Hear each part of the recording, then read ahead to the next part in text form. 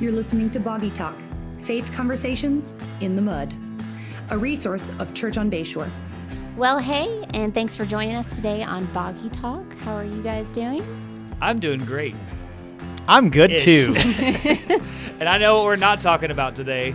We're not talking about the weather. We are The not. weather. No. Thank you. No Thank more you weather for talk. making those adjustments. Well, it's September, and we have a Such new... cool weather. Oh, man, see, I just can't help it. Way I'm to just go, old. man. Way to go, I'm old just man. old. No cool weather yet. But we have a cool new studio. We Yeah. I mean, not new studio, just new paint in the same room in a different corner. A new table, though. New table, new Yeah. chairs. We're literally just on the opposite end of the room.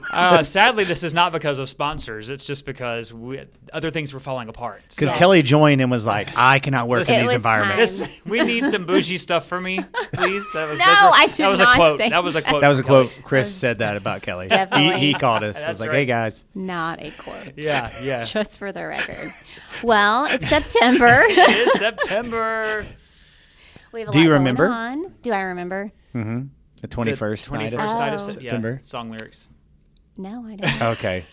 I don't remember any other lyrics besides that. But great things happen in September, like Yes. my birthday. Oh, yes. You know, yes. That's right. And other people's birthdays too, but mine. Yes. September actually has a ton of birthdays. There's a lot of I know birthdays. a lot of Popular people that month, were born popular month. in September. Yes. Sorry, we forgot about that, just like your parents forgot about their middle child's birthday Oh, that's over right. and over again. Over and over again. Did that happen? No. No. Not no, David. No. Okay. Well, no. Poopa yes, would David. never. Really? Yes. Oh, wow. He forgets. He our made up names. for it, though, didn't he? Showered you with gifts That's when he right. made up for it? Oh, we do stuff for our staff. I'll never forget, like, we do birthday stuff for our staff, like, for how we do that for every month Yep. for staff. And one year, somebody forgot mine, and we, like, write down what we No, want. they didn't. Yeah. And mine was ice cream, and the people in charge that year realized that the person forgot, and they went to the freezer and got, like, used ice cream. Oh, yeah, the bluebells, the little Yes. bluebells that were I was real. like, they just forgot. It's okay. You remembered that, though. I remembered. The middle child does remember these things. So. Yes. Yes. Yeah. Yes. Well, we have a couple of just events going on in September coming up. Foster Crew is kind of a new way to get involved. We have an interest meeting that will be in a few weeks. So you can go to our website, find out some more information about that. And then the missionary, Laura, that we sponsor, Yeah. we support, she's going to be here. Yeah, Laura Jones, Moyingo. That's how you say her Yes. name. I But had yeah, to she'll ask. be here. Baby shower, they're expecting. And then we have a luncheon for those who want to hear specifically about the ministry. The baby shower is just a time to actually just shower her and not expect anything of her. Yeah. And then Sunday, we're like, you got to work for a little bit. And Yeah. she's going to share. And she'll be happy to do that, to share about the ministry there in Kamankola, Uganda, and One More Child. It'll be great. All right, awesome.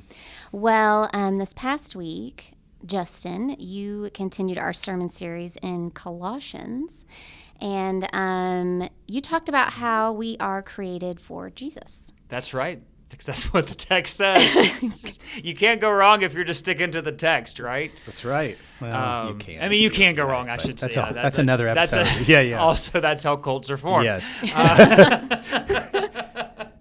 Yeah, I mean, we're continuing in Colossians chapter 1, verses 15 through 17. And really, I think, and it says all things are created by him and for him. And really wanted to drive that home, that point, that, like, we're created for Jesus. And, I think it speaks to our purpose. We talked about how that passage answers two essential questions that we all ask. Where did I come from? And then why am I here? I mean, we all wrestle with that question, those two questions at some point. I mean, I don't know, you all ever have that moment where you're just sitting there and you're like, that existential crisis of, like, how in the world did I get here? Like the you start thinking about- Zoolander moment when he sees himself in the puddle and he says, "Who am I?" And his reflection says, "I don't know." That's right. That kind of moment? That exact moment. Yeah. Okay. But then also our purpose, like why? And I think we substitute purposes all the time. And I think that was one of the key points. And then talked about how that passage also talks about how everything is under his authority.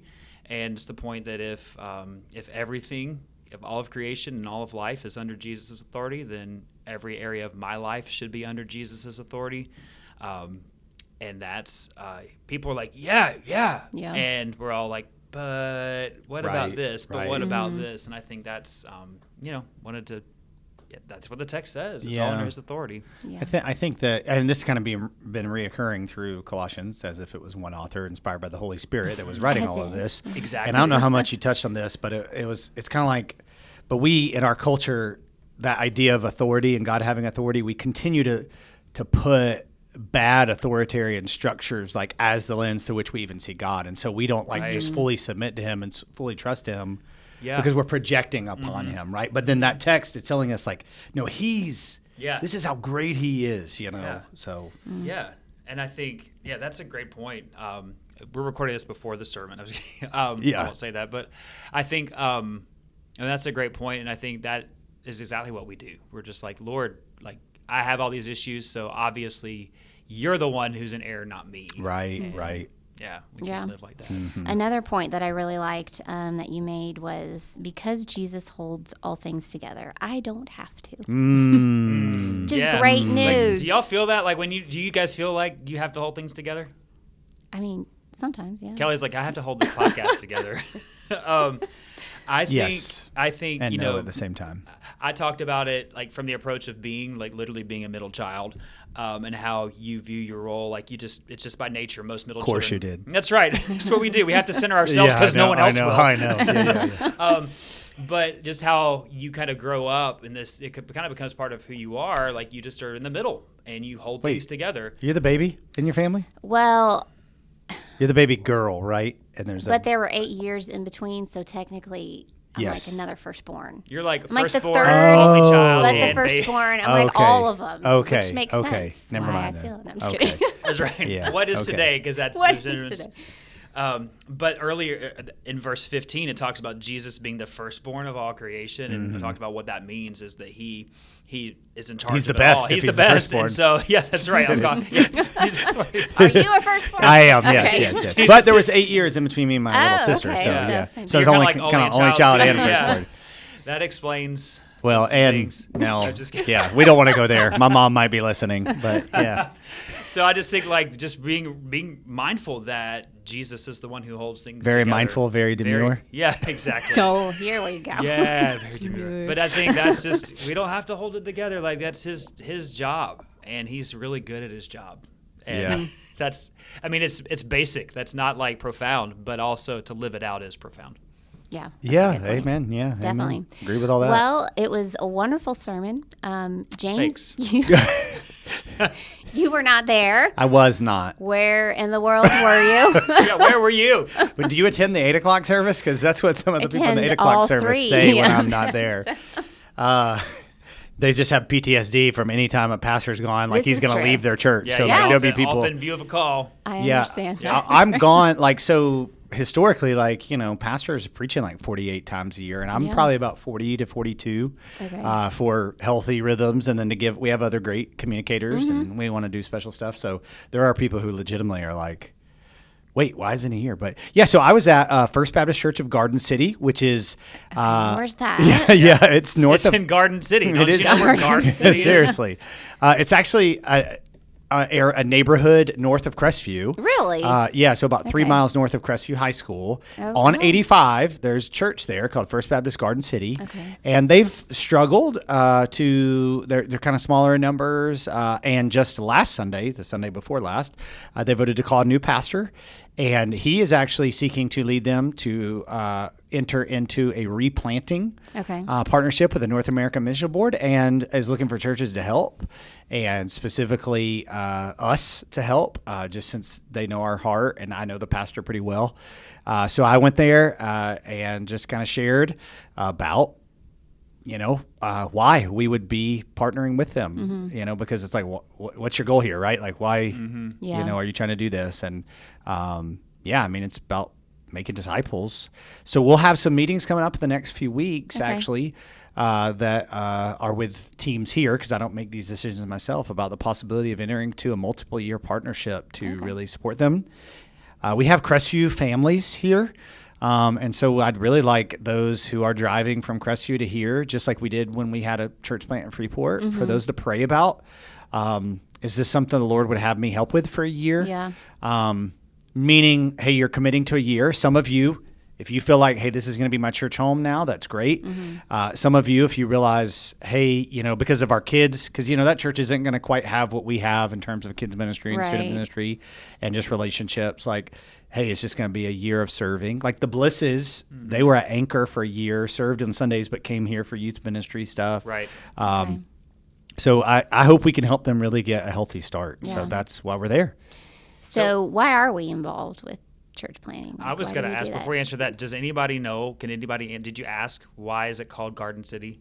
I did. You did? At lunch. But I Okay. don't know the answer yet because we're recording this.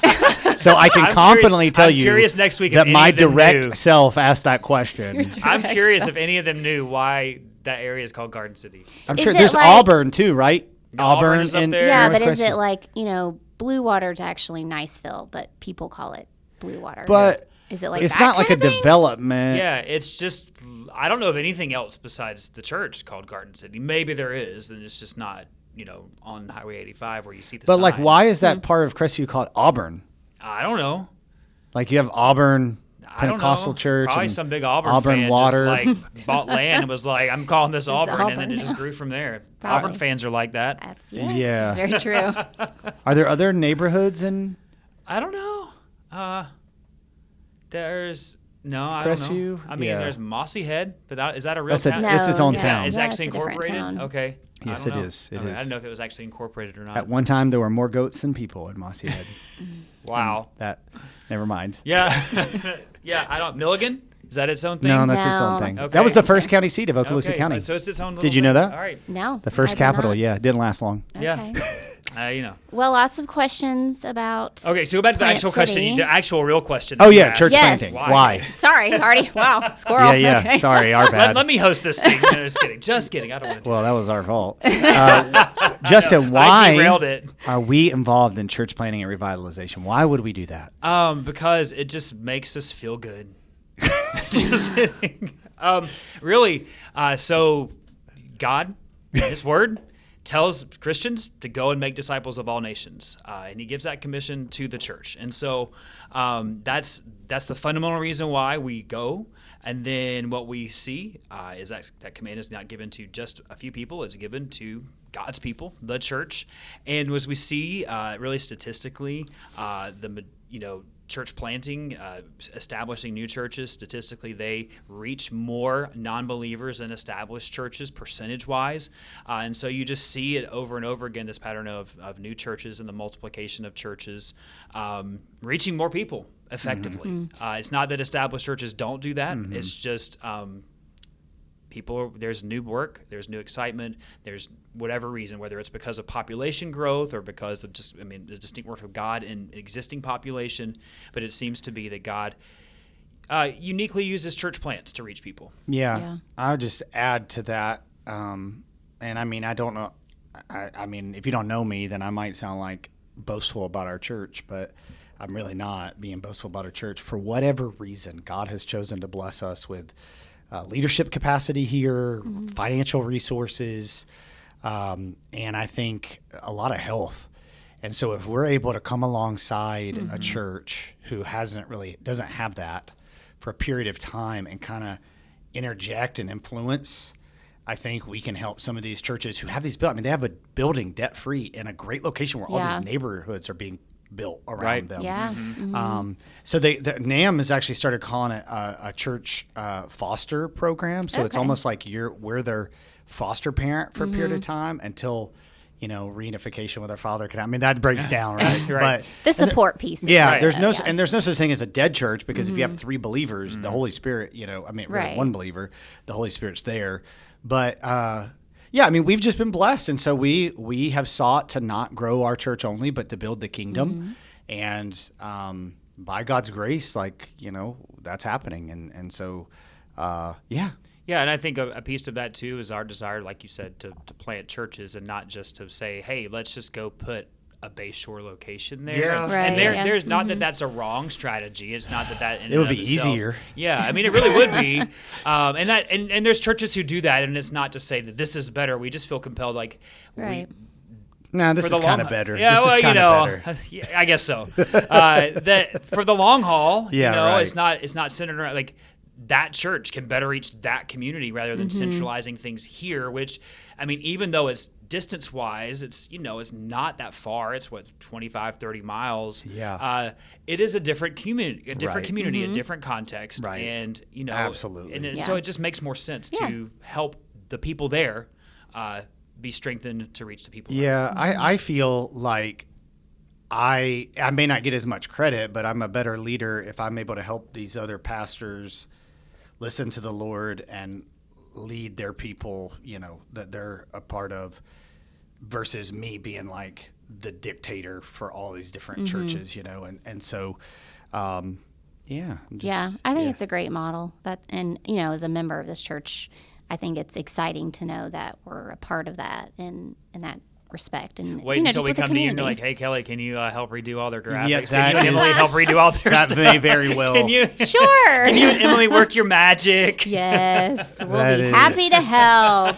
It's I our may have pleasure, you show right, up on a Chick-fil-A? Sunday because you say it so nicely to give them the list of things like, hey, visitors let's probably do this. visitors probably think that over there is very weird. Yeah, it's true. Sometimes you need a different perspective. Yeah. That's for sure. That's part of why I went this past Sunday is because on September 15th, we're having a meeting, some of our leaders with their Yeah. leaders to kind of talk through like, here's things that Okay. need to be. So I'm like, it'd be better if they like heard my heart before going into a meeting with me where I'm like, well, Change stinks. this. This Yeah. stinks. Change. Yeah, because you can receive it that way when it's, Yeah.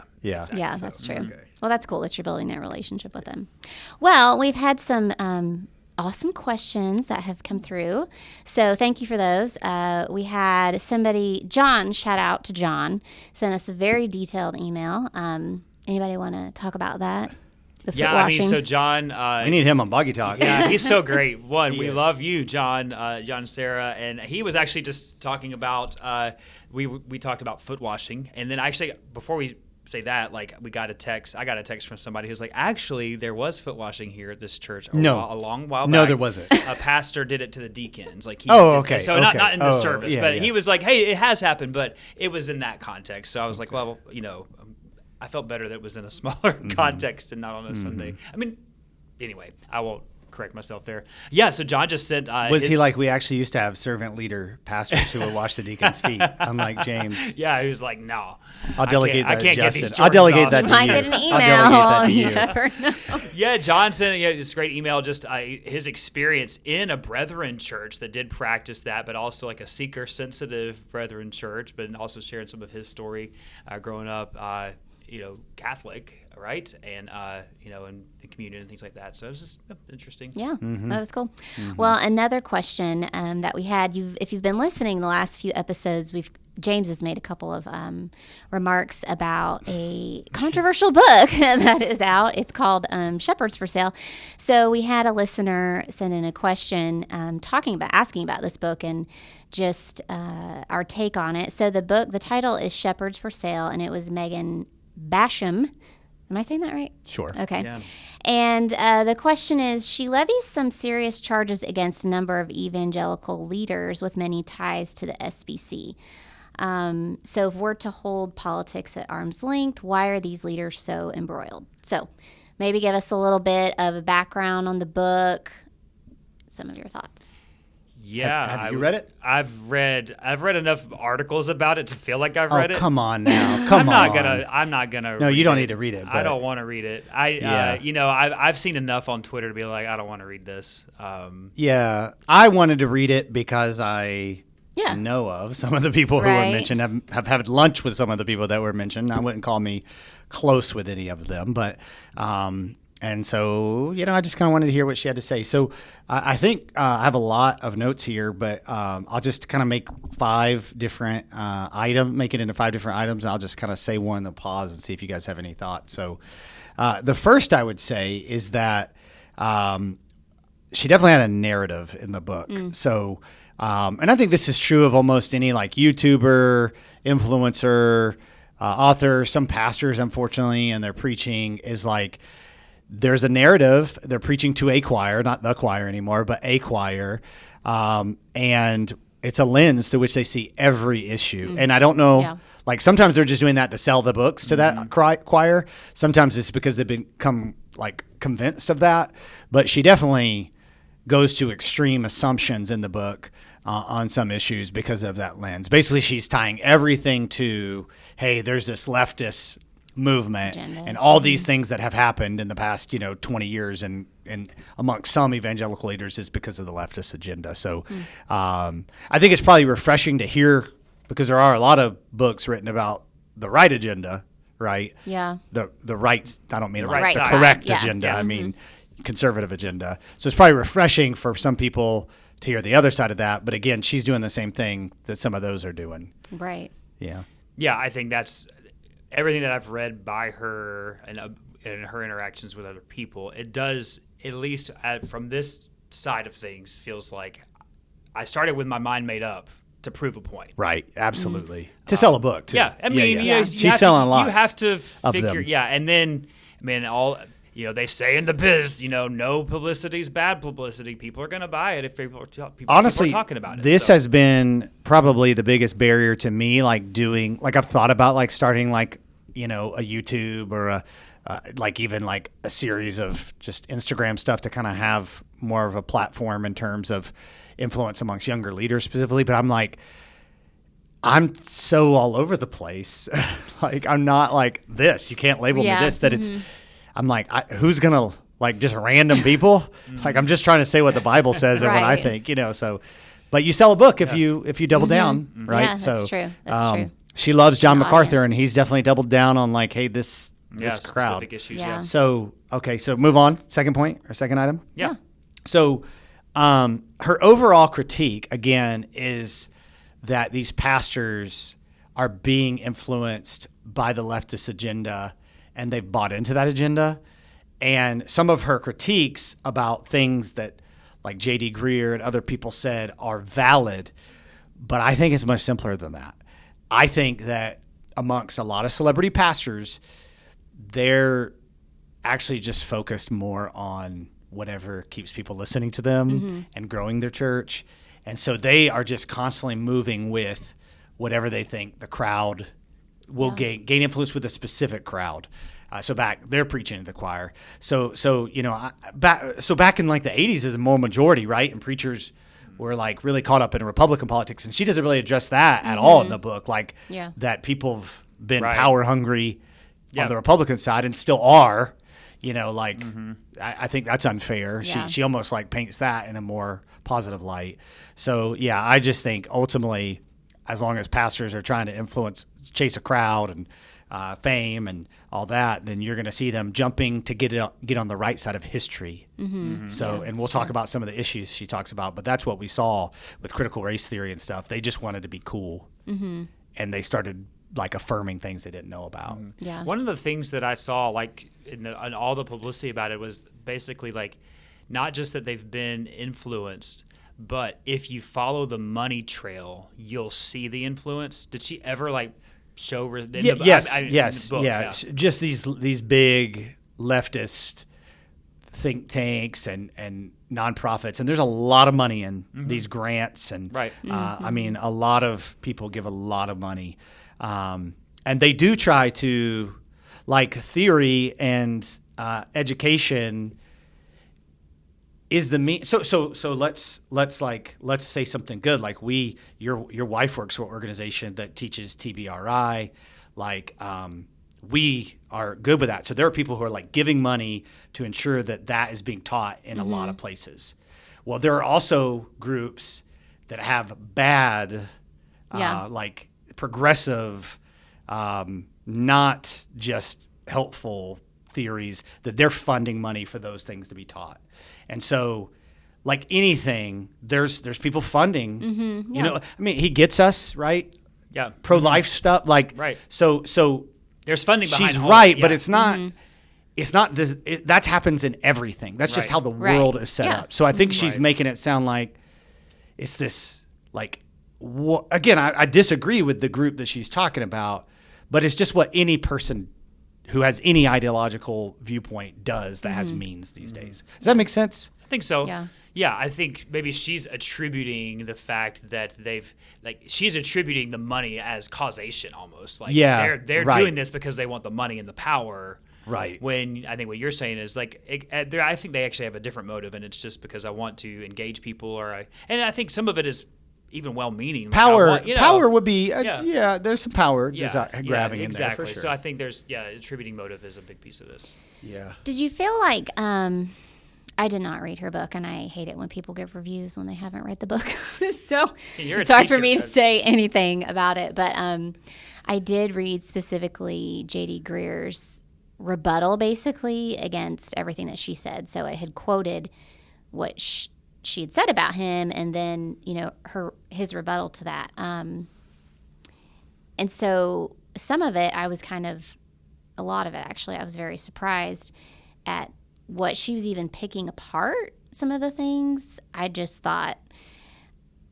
felt like as a journalist that she had a lot of fallacies in her arguments, and she was very like straw man, which that was her purpose, but she was really, I think, taking some things completely out of context. And I don't know if the whole thing was like that, or if it was just certain parts or what. My third point is that a lot of her evidence was anecdotal. And so like I was thinking about this from like I'm like, this is just like a Twitter thread. Like this is like, this isn't, you're jumping to conclusions here. Even if she's right, like this is not good journalism. Right. I was thinking the whole time as I was listening to what she had to say, like specifically when she was talking about Gavin Ortland, right? Yeah. Who I didn't even know was a person. I thought that was Dane Ortland. Like I was confused, but he's a pastor, I think, in California, and I guess he's got some influence on Instagram or Twitter or something. But it was just it was bad. It was bad journalism. Yeah. So, and I don't know that the book is supposed to be journalism, but isn't there like some accountability, like that we have to substantiate our claims? Yeah. Yeah. There was a lot of correlation without causation. Correlation and conjecture. I think conjecture, like. Speaking of conjecture as fact, like I think it's this, so it is this. Okay. And I think that's maybe a part of it. But the 4 and 5 point, I will say, are things that she brought up that are very valuable, and that, I have to be aware of how it influenced me a little bit as I think. So she made this big point of kind of there was a movement in Christianity, evangelical Christianity, that was leftist, that was basically saying, love your neighbor, and saw everything through this filter of love your neighbor. And really, I was thinking about it as I was listening. You and I have been critical of the movement, like do better, which people don't say that anymore. Yes. But it's almost like the Christian do better is love your neighbor. And so like climate change. Well, of course, climate change if you love your neighbor. Yeah. And there's like an emotional appeal to that, that one's never fully gotten me, but immigration, right? Like love your neighbor. Like it's just a simplification that becomes, refugees we are called to take care of. So if they're here, but that doesn't necessarily mean I think America should have open borders, right? Yeah. But that group's like, if you love your neighbor, you'll have open borders. It's like, it is more complicated because everybody's your neighbor, right?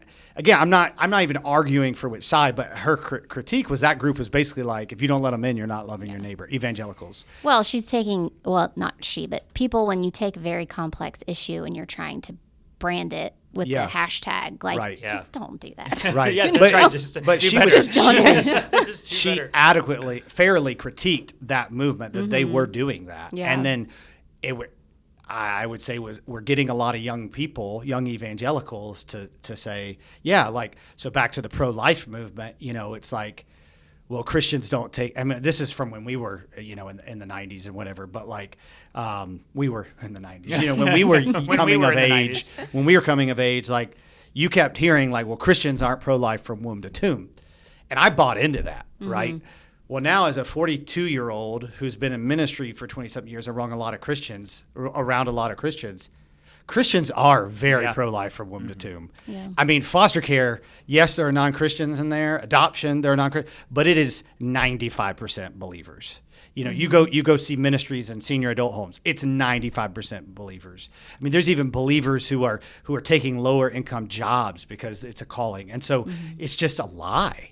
But they're like, love your neighbor. Like, what about the single mom? And you saw this in the DNC. Or DNC, is that what it's called? Democratic National Convention? Yeah. Yes. And then her big one, and I think this was her trigger probably, was COVID-19. and love your neighbor, get the jab. Yeah. And fair critique.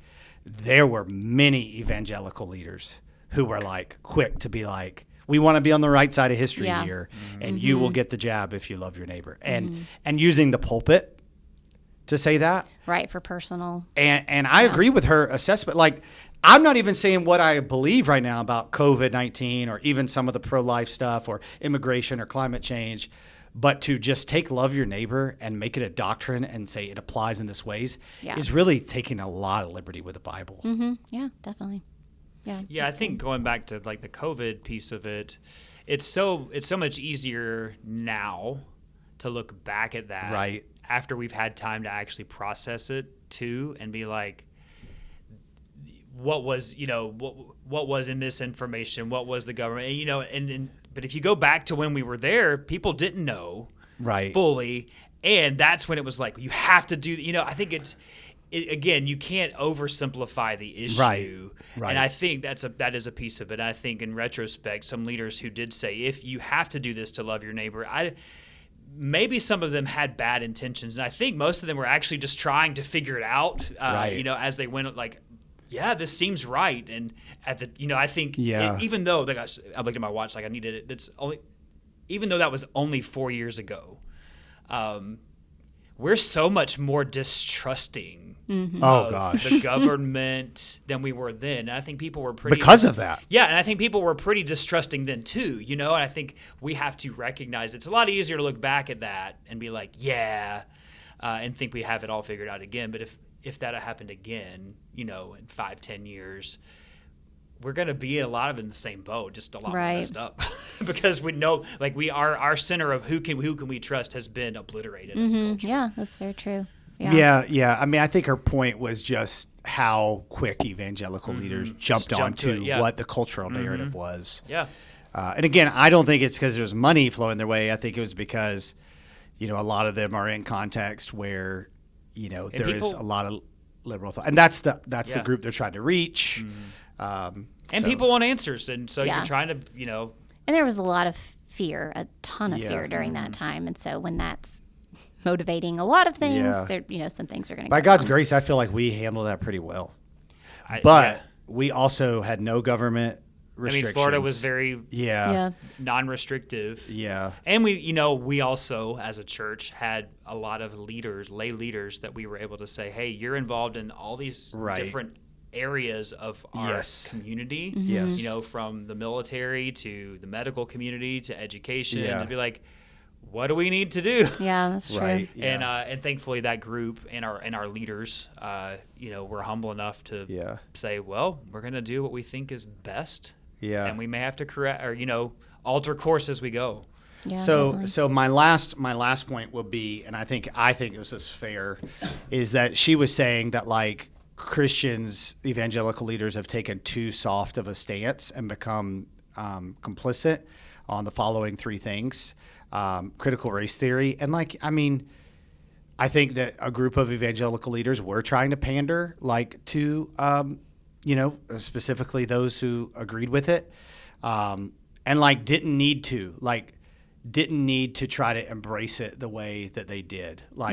They could have okay. They could have said, we don't agree with critical race theory, but we acknowledge this. But they weren't doing that because they were trying to welcome. And so if you really dig into critical race theory, it really is basically saying we are racist, as white, if you're white, you're racist. And while I think a lot of Americans, have to recognize racist roots that maybe have influenced them from their family.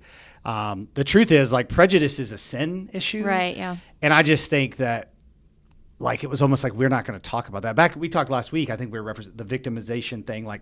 We got to acknowledge we're all sinners, even though we're caught up in this. She also talked about LGBTQ+, that we've just become too scared to offend. And again, I think that has a lot to do with people wanting their churches to grow. And she picked on Andy Stanley, a lot. And I mean, she actually gave a lot of actual evidence about that, because I think she actually had a lot of actual evidence about that versus other things. And it was kind of eye-opening how they've really just been like, hey, we're going to bring alongside these groups that we look good by partnering with them, but their goal is affirmation.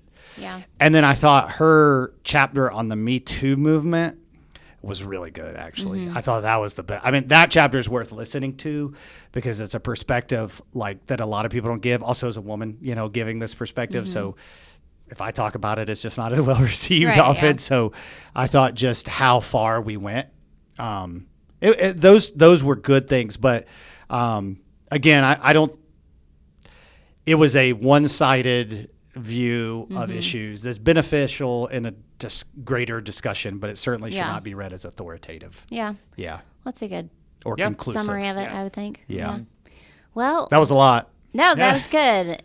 Lots of boggy talk. Yeah, That's I right. think in summary, you could say, you can read it, but just like you read anything, you're not, like you said, this is one person's take on things, and we should read it critically to learn. Like, even if you're like going into it like wanting to disagree with everything, like, what can you learn? Or if you're wanting to agree with everything, like, hey, what blind spots do I have in this? I think that's an approach we need to have regardless of what we're reading, because I think, again, we can eventually find ourselves in echo chambers, which I Right. think a lot Absolutely. of what she's probably people who are already agreed with her agree with her, Yeah. and people who didn't necessarily agree with her maybe don't even more so agree with her because of the approaches and the journalism. Yeah. I was curious, again, on the journalism kind of side of it, because she calls herself a believer. Right? She Oh, is. yeah, she's she's a a Christian. So- Yeah. She's Okay. a member of a church. As a believer and this, a journalist and a believer at the same time, where's the responsibility of somebody like going to somebody personally and saying, you said these things, I'm about to write about you in my book. What do you have to say for yourself before you just start publishing? I just thought I had. Or tweeting. know. Yeah. Yeah. Especially these high profile names, like, and I don't know, maybe there is a process. Maybe she reaches out I mean, to she them. referenced reaching out Yeah. to some of them. I mean, I've had people publicly say things about me, and I'm like, they've never sought to dialogue with me at all about this. So, like, I would say anybody who seeks to write about somebody without dialoguing about them first, that's not reflective of Christ, Yeah. So whatever that might be. I mean, there's a lot of justification in it, Yeah. well, they're public, what they're saying is public, whether they're a pastor or politician. So I'm, going to go to the public, and And some Okay. of them would probably stand, and say, well, yeah, that's Yeah, I mean, what I I- said and how I felt. I would be much more interested in hearing her and Andy Stanley dialogue about this, even though I'm with her on the Andy Stanley stuff. But it's just much more helpful to hear that dialogue. Yeah. And, I have It's sound bites. Like, people want the sound bites, not the dialogue, and that's part of the issue. Yeah. my friends, I've said this, I have friends at First Baptist Orlando. They've been blasted big time for some of the things they've done because they're a huge church and an influential city. I think part of it is like every pastor is like, I'd love to go be the pastor of First Baptist Orlando, You're like, yeah. "No." Anyway, and so I think part of that's why the attention is on them. And Jim Henry was the pastor. And even some of the critiques of them, I affirm, like, I don't think I would do what they do as a pastor. And I mean, again, they're my friends. But if you dialogue with them about it, you understand why they're doing Right. it, and you Yeah. understand they're not like evil. Yeah. And so you might just agree to disagree. And I do think, Yeah. I think a lot of things we're talking about here are agree to disagree on the approach and the methodology back to COVID-19. And dialogue Yeah. is the answer. Important. Dialogue Yeah. is the answer. Yeah. That's good dialogue, like we're doing, guys. Yes. Well, speaking of dialogue, if you would like to dialogue and send any more Good questions, transition. You get a 10 for that one. Yeah. you can send them my way at kelly@churchonbayshore.org. And it's been great. Thanks for I listening. think that's it. Yeah. Thanks for tuning in, guys. Thanks for listening to Boggy Talk. We are so glad you joined in the conversation. Go ahead and subscribe so you don't miss a beat.